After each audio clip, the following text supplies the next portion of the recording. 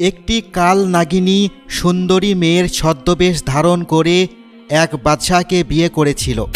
তারপর সেই কাল নাগিনীকে লোকমান হাকিম যেভাবে বন্দি করেছিলেন, সেই চমৎকার ঘটনা আজ আমি আপনাদের বলতে চলেছি। তাই ভিডিওর শেষ পর্যন্ত আমাদের সাথেই থাকুন। একদিন লোকমান হাকিমের এক বাদশাহ বন্ধু হরিণ শিকারে বের হলেন। সে খুব সাহসী ছিল। বীর দর্পে তীর ধনুক নিয়ে শিকারে বেরিয়ে পড়ে। সে হঠাৎ জঙ্গলের মাঝে একটি মেয়ের কান্নার আওয়াজ শুনতে পেল। মনে হলো খুব নিকটেই কোনো মেয়ে কান্না করছে। তখন বাদশাহ জোরে জিজ্ঞাসা করলেন, কে তুমি, আর কেনই বা তুমি এই মাঝ জঙ্গলে কান্না করছো? তুমি কি আমাদের মতো সাধারণ মানুষ নাকি জিনপরি? সামনে আসো, তোমাকে দেখতে চাই। তখন মেয়েটি বলল, হুজুর, আমি আপনার মতোই সাধারণ মানুষ এবং একজন মেয়ে। আমি এই গাছের আড়ালে রয়েছি। আমি বস্ত্রহীন অবস্থায় আছি। যদি আপনি দয়া করে এক টুকরো কাপড় আমাকে পরিধান করার জন্য দিতেন, তাহলে আমি আপনার সামনে আসতে পারতাম। তখন বাদশাহ তার মাথার সাদা পাগড়ি গাছের নিকটে ছুঁড়ে দিলেন। মেয়েটি পাগড়ি পরিধান করে বেরিয়ে আসলো। বাদশাহ দেখল সাদা কাপড়ে আবৃত এক অপরূপ সুন্দরী মেয়ে বের হয়ে আসছে। সে জিজ্ঞাসা করল, এই মেয়ে, তোমার নাম কি, আর এখানে কেন এসেছো? মেয়েটি বলল, আমার নাম কুয়া কুয়া, কিন্তু আমি এই জঙ্গলে কিভাবে এসেছি আমার মনে পড়ছে না। তখন বাদশাহ বলল, ঠিক আছে, তুমি আমার সঙ্গে আমার মহলে যাবে। তখন মেয়েটি বলল, না হুজুর, আমি এইভাবে আপনার সঙ্গে যেতে পারবো না। যদি আমাকে সঙ্গে নিতেই হয়, তাহলে আমাকে বিবাহ করে সঙ্গে নিতে হবে। আপনি কি এতে রাজি?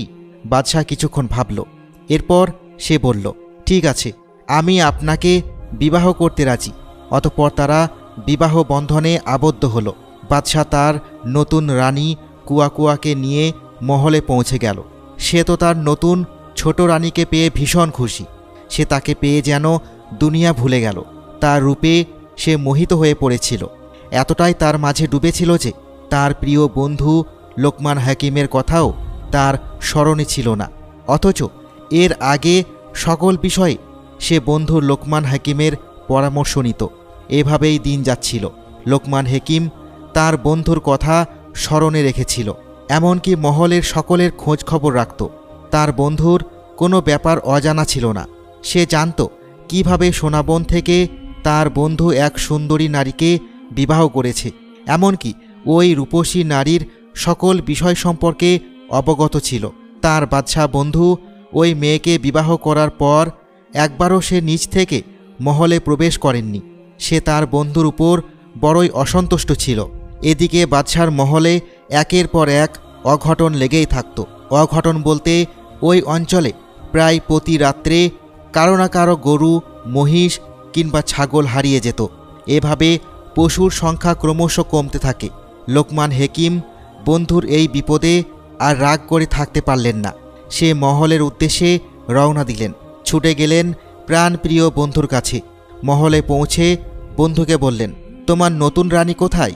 আমি কি তার হাতে এক গ্লাস পানিও পেতে পারি না? তখন নতুন রানী পানি নিয়ে রাজসভায় আসলেন।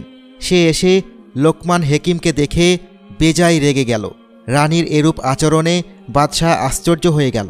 সে লোকমান হাকিমের নিকট এই ঘটনার ব্যাখ্যা চাইলেন। লোকমান হাকিম বন্ধুর কথা শুনে মুচকি মুচকি হাসতে লাগলেন। এতে বাদশাহ রেগে গিয়ে বলল, তুমি কি আমাকে সত্যটা বলবে? লোকমান হাকিম বললেন, বলতে গেলে তো অনেক কিছুই বলতে হবে। তুমি এই মেয়েকে বিবাহ করে একদম ঠিক করনি। এই মেয়েটি কোনো মানুষ নয়, বরং একটা রাক্ষস।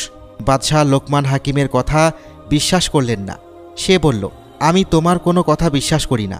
তোমাকে অবশ্যই উপযুক্ত প্রমাণ পেশ করতে হবে।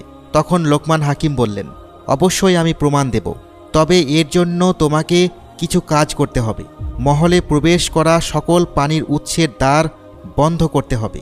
মোট কথা, কোনো জায়গায় কোনো পানি থাকা যাবে না। এরপর গভীর রাতে তুমি তোমার রানীর কাছে এক গ্লাস পানি চাইবে। দেখবে সে কোথা থেকে পানি সংগ্রহ করে তোমাকে দেয়। বাদশাহ বন্ধুর কথা মতোই কাজ করলেন। মহল বলতে গেলে পানি শূন্য করা হলো। পানির সব উৎস বন্ধ করা হলো। এরপর গভীর রাতে বাদশাহ তার নতুন স্ত্রীর নিকট এক গ্লাস পানির আবদার করল। কুয়া কুয়া পানি আনতে গিয়ে দেখল কক্ষে পানি নেই। এরপর সে জাঁতাকলে পানির জন্য গেল, কিন্তু সেখানেও ফলাফল শূন্য। সে ভাবতে লাগল, কোথাও পানির চিহ্ন নেই কেন? সে বুঝতে পারল এগুলো নিশ্চয় লোকমান হাকিমের বুদ্ধি। সে বাদশাহের কক্ষে ফিরে আসলো এবং বলল, দেখুন, আমি আপনার কোনো ক্ষতি করব না। আপনি আমাকে আশ্রয় প্রদান করেছেন তা আমি ভুলে যেতে পারি না। আমার উদ্দেশ্য যদি আপনার ক্ষতি করাই হতো, তাহলে আরও আগে সেটা আমি করতে পারতাম। আমি আমার মায়ের কাছে শুনেছি, আমার পিতাকে কোনো এক বাদশাহ হরিণ শিকার করতে এসে তীর বিদ্ধ করে হত্যা করেছে, আর আমার মাকে হত্যা করেছে কোনো এক হাকিম। একদিন আমার মা আহারের সন্ধানে বেরিয়েছিল। আমি তখন বৃক্ষের কোটরে ছিলাম। হঠাৎ জোরে একটা চিৎকারের আওয়াজ শুনতে পাই। গিয়ে দেখি আমার মা ছটফট করছে। সে আমাকে বলেছে কোনো এক হেকিম তার গায়ে ঔষধ ছুঁড়ে মেরেছে। তার সারা শরীর জ্বলে যাচ্ছিল। কিছু সময় ছটফট করার পর আমার মায়ের মৃত্যু হয়। আমি নিশ্চিত আপনার বন্ধু হেকিম আমার মায়ের হত্যাকারী। সে প্রায়শই ঔষধি লতাপাতা সংগ্রহের জন্য সোনা বনে যায়। পরদিন সকালে উঠে বাদশাহ লোকমান হাকিমের বাড়ির উদ্দেশ্যে বের হয়ে গেল। বন্ধুকে গিয়ে বলল, বন্ধু, আমাকে বাঁচাও। নতুন রানী আসলেই কোনো মানুষ নয়। তখন লোকমান হেকিম বলল, এই জন্য প্রয়োজন একটি বেতের তৈরি দুতলা নৌকা। সেই নৌকা করে আমাদের যেতে হবে নীল দরিয়ায়, যে দরিয়ায় কিছুই ভেসে থাকে না। লোহা কিংবা কাঠের তৈরি নৌকাও ভেসে থাকে না, ডুবে না একমাত্র বেত দিয়ে তৈরি করা জাহাজ বা নৌকা। নতুন রানীকেও আমাদের সঙ্গে নিবে। এরপর বাদশাহ মহলে ফিরে এলো। সে নতুন রানীকে বলল, আমরা কিছুদিন পর সমুদ্র ভ্রমণে বের হব। আমার সঙ্গে আমার বন্ধু হেকিমও থাকবে। কোয়া কোয়া তো বেজায় খুশি। অনেক দিন সে কোথাও ঘুরতে পায়নি। আবার এই সুযোগে মাঝ সমুদ্রে সে হেকিমের থেকে তার বদলা নিতে পারবে। সে সমুদ্রে লোকমান হেকিমকে ডুবিয়ে মারবে। কয়েকদিন পর তারা ভ্রমণে বের হলো। লোকমান হেকিমও পরিকল্পনা করেছে কিভাবে এই বদ রাক্ষসীর কাছ থেকে মুক্তি পাওয়া যায়। ওদিকে রাক্ষসীও তার পরিকল্পনার ছক কষছে।